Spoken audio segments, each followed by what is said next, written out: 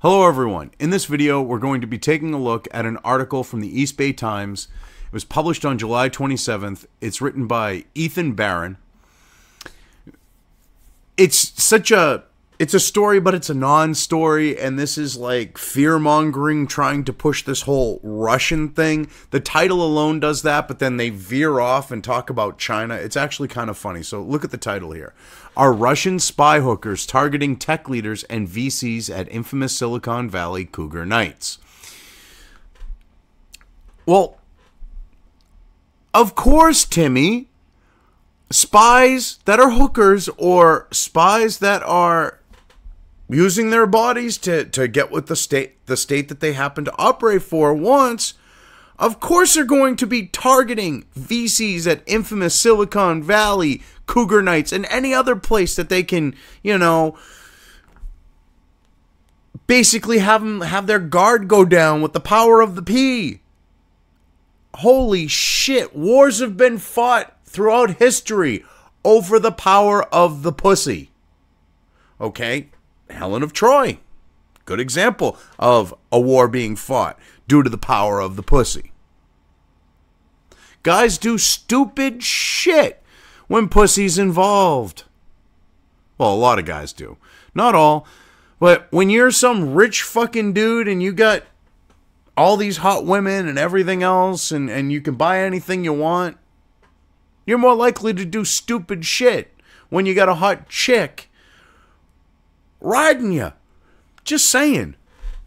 So of course they're doing stuff like that, which kind of makes it a non-story. This is like common sense shit.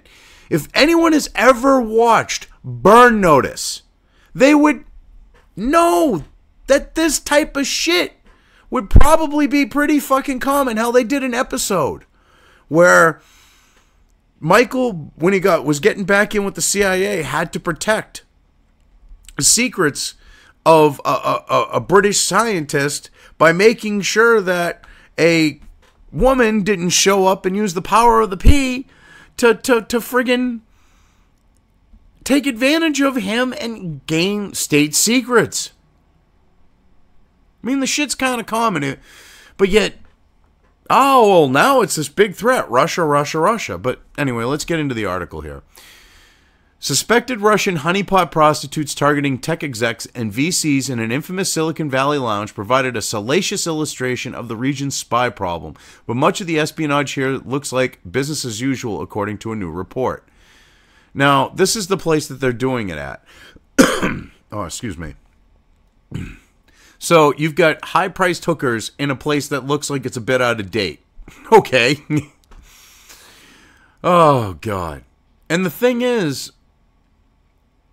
they're calling it Cougar Nights. So, these have to be older Russian women. Now, I understand that a lot of people in tech are younger.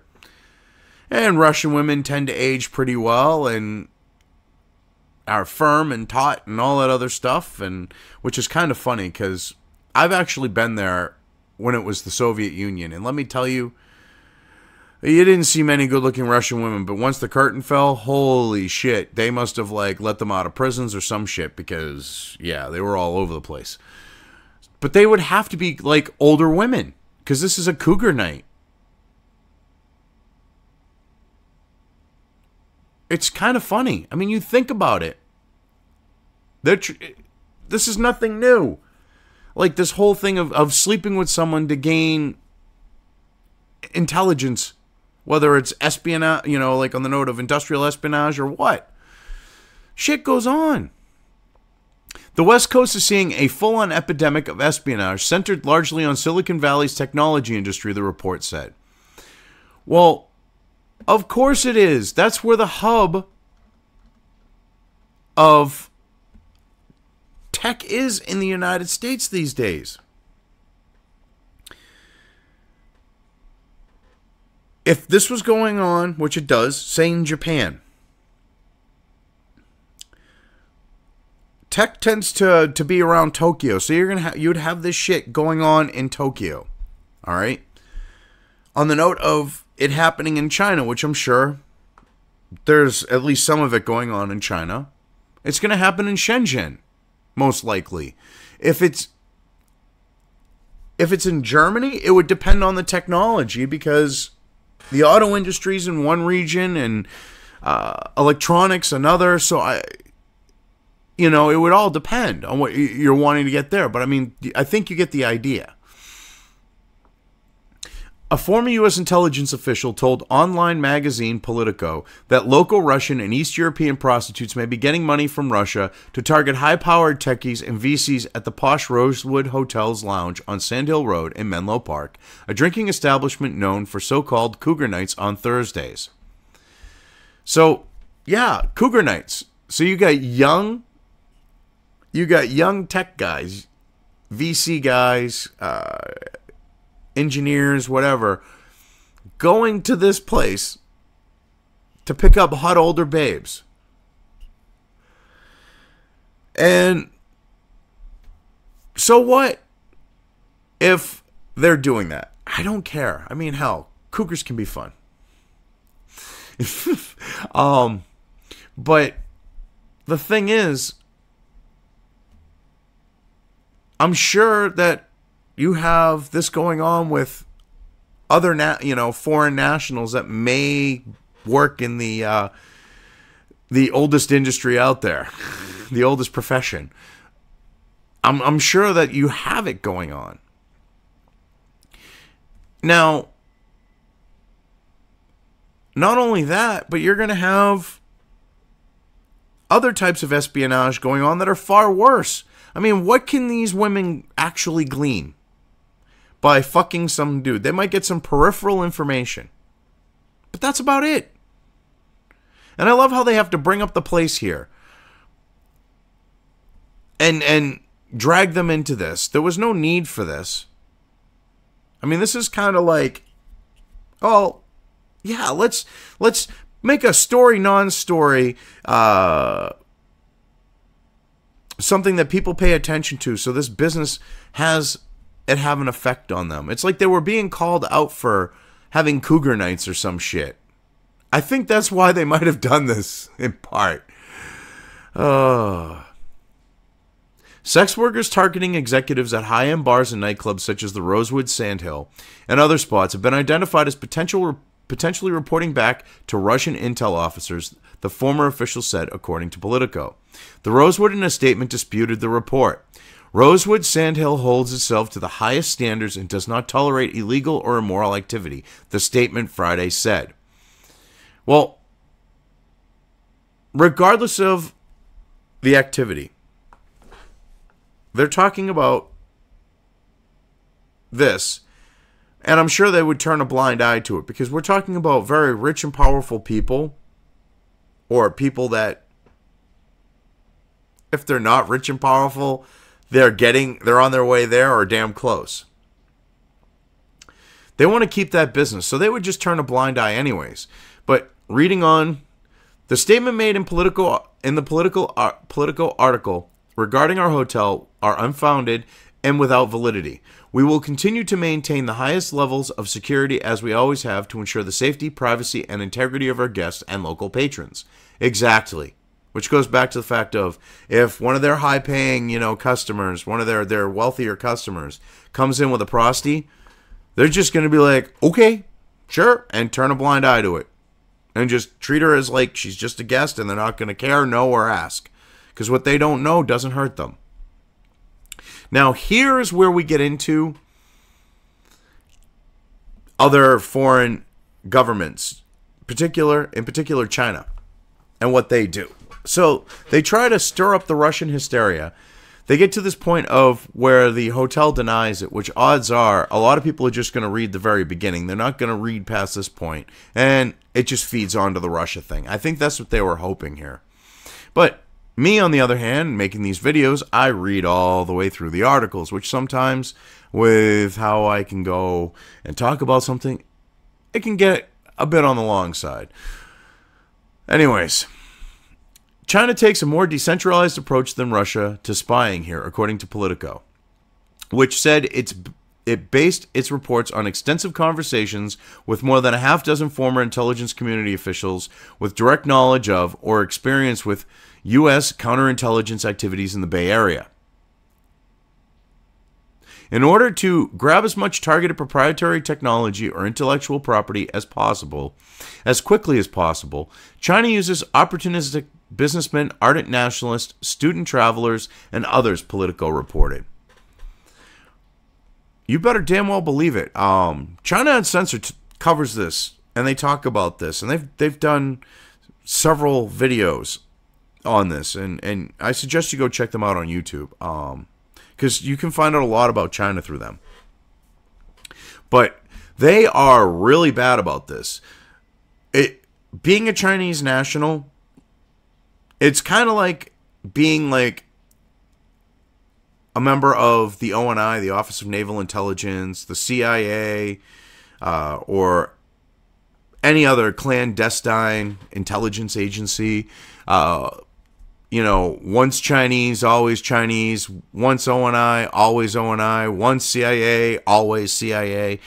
So they literally will expect Chinese nationals, if they call upon them, it's like The Godfather, okay? It's like, we're coming to make an offer you can't refuse. Which they can't refuse it, because if they refuse the offer, their family pays for it back in China.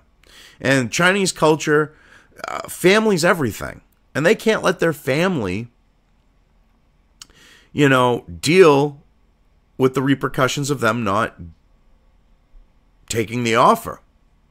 So they do. And it doesn't matter if they're a student, which we have a problem here in this country of students working in universities on projects that are government funded, that are for like DARPA, okay, or other government agencies, and they're literally stealing the technology and siphoning it off. But at least we're not like Australia, where they literally had a Chinese spy who trained Chinese spies come into their country, run for government, and is now an MP.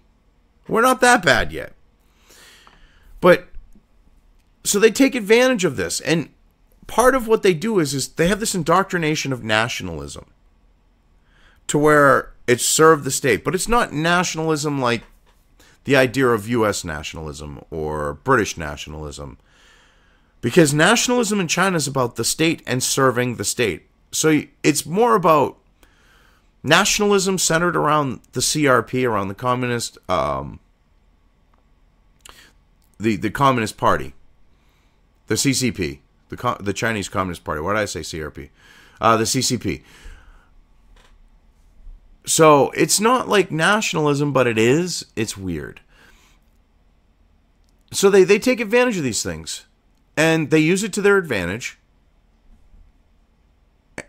And this is one of the ways that they've managed to steal a lot of technology from the United States, not to mention hacking, which to me, if you work on classified projects, you should not be on a network that's connected to the internet, or on a network connected to a network that's connected to the internet, or anything like that. That should be all like secure.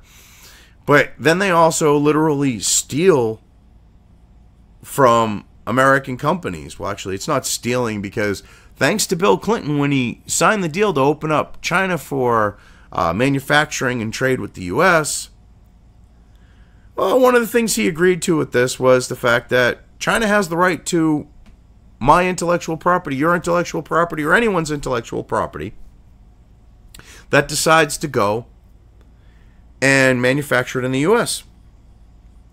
They have to show it to the CCP, the government.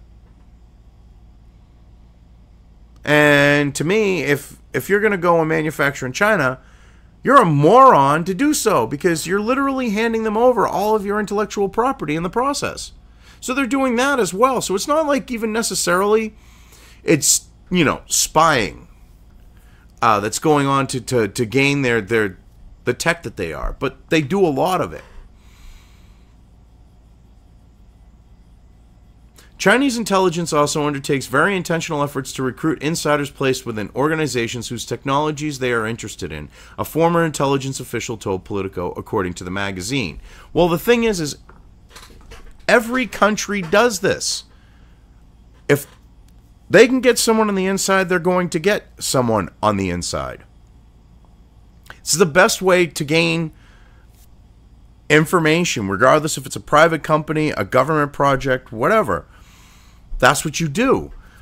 I mean, the Nazis tried to get people in on the Manhattan Project, for example. They tried to have people snuck in and, work their way in and infiltrate it. Cold War projects, okay? I'm sure the SR-71, they had the Russians, wanting to do the same thing, or China, or any other country. Hell, our own allies do that with us. We do it with our allies. You don't think that the French are trying to gain, we'll say, military technology or that type of intellectual property and information from American military contractors?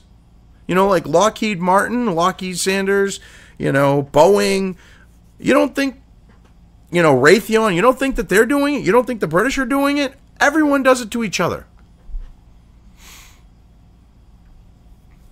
That's just how it works.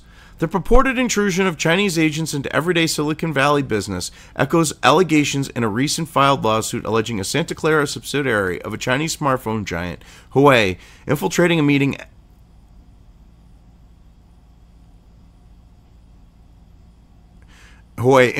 meeting at a telecommunications summit held at Facebook. Huawei, accused of espionage by some U.S. intelligence officials, has denied the company or its products are a security threat to the U.S. Bullshit. You know what gets me about this? Is AT&T Tech, Ma Bell, one of the last vestiges of Ma Bell, because AT&T had spun it off and they wanted to be services, and they didn't care about manufacturing, and this was when things were being outsourced to China. Back in 1996, Bill Clinton wanted all phone switching equipment to be manufactured so that they did not need to physically go tap it at a location, like at a switching station, for example.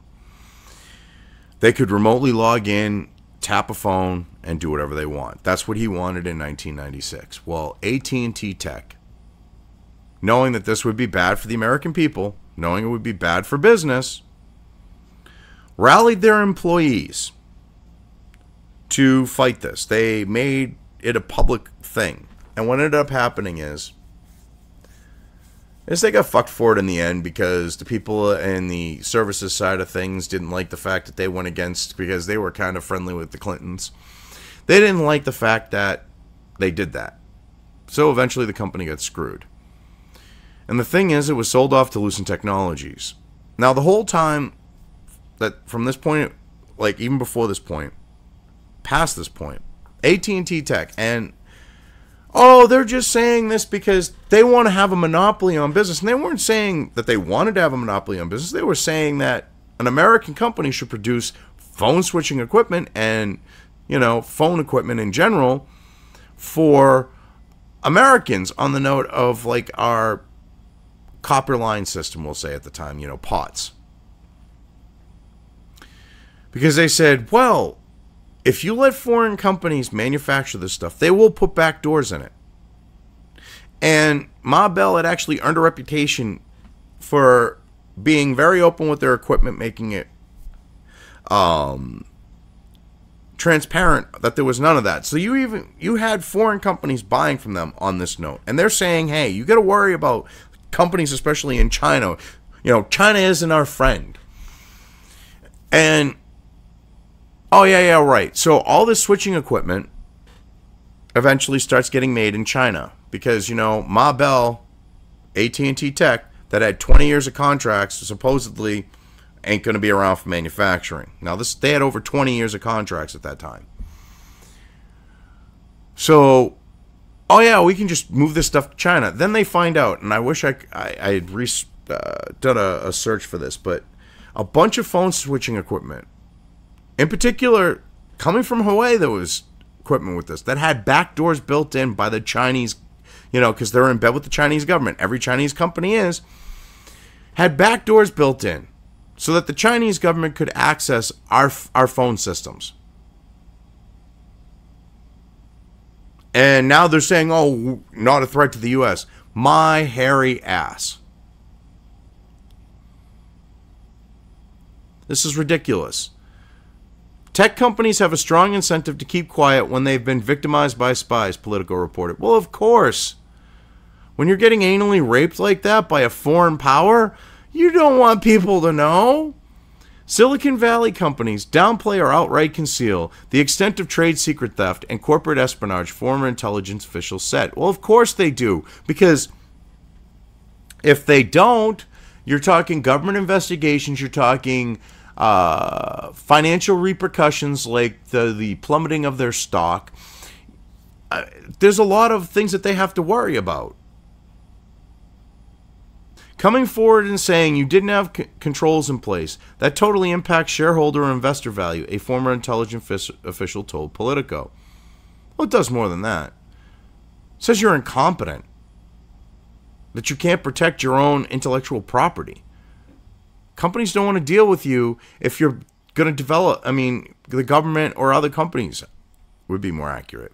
Don't want to deal with you if you can't keep your house in order and keep private shit private. Especially when you're dealing with startups or mid-level companies that are looking for funding, that's a big deal. You're basically announcing to the world, especially if you're potentially going forward with a public trial, that you are not able to protect your information. But it's more than just that with them. Okay, with that particular group. These are companies that are putting new technology out there usually.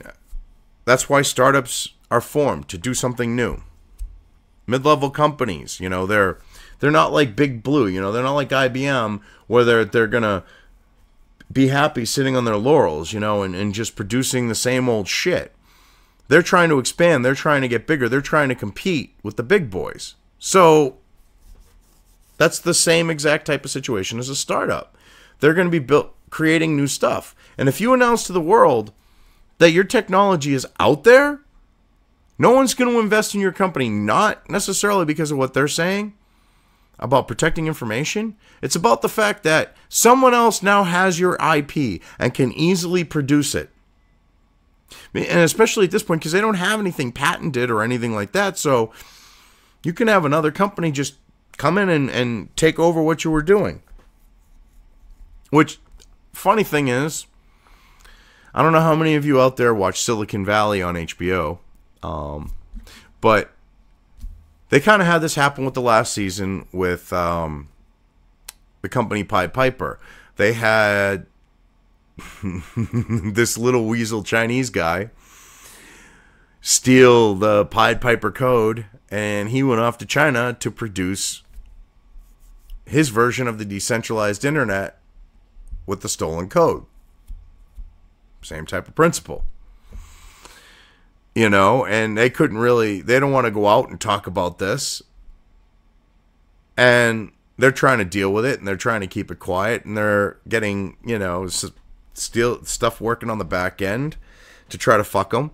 And that's what these companies are worried about. They're worried about the fact that if their IP gets out there, someone can beat them to the punch. Especially when you have, say, with China, Clone fucking Central, okay? They throw a bunch of Chinese in a room, they take something apart, they look at it, they copy, and they clone it. They don't even have to necessarily understand how things work. They just look at them and go, okay, this is built like this, it does this. We don't understand how it works, but we know it works. And they literally copy and clone it, and that's the end of the story. And with how quickly they can do it, that's why they keep quiet. But anyway, I think I've covered this well enough, so I'm just going to leave things here. If you liked this video, depending on where you are watching it, please give it an upvote or thumbs up. If you want to know when new content of mine hits the internet, don't forget to subscribe to one or more of my social media or video accounts listed here. Also, with YouTube, don't forget to ring that bell. You can find all of my video content on both BitChute and YouTube. This may not be the case with other places I upload to, but I will try to minimize this happening. You are always welcome to interact with me at any of these sites on the list, so feel free to do so. If you have anything you want me to cover in a video when it comes to news or current events, send it right along to me. I will try to do my best to cover it. As always, thank you for watching.